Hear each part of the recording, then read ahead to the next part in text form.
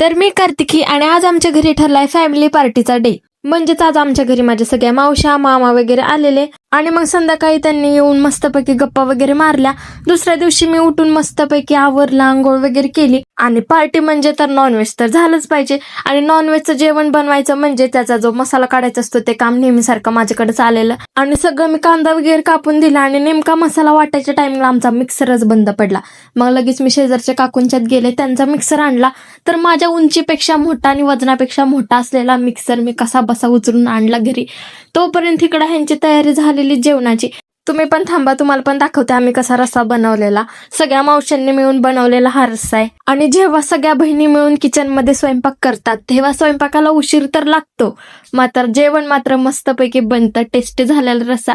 मग सगळ्यांनी आम्ही जेवण वगैरे करून घेतलं. खूप साऱ्या गप्पा गोष्टी केल्या, मज्जा केली आणि आजचा संडे तर आमच्यासाठी खूप जास्त स्पेशल गेला.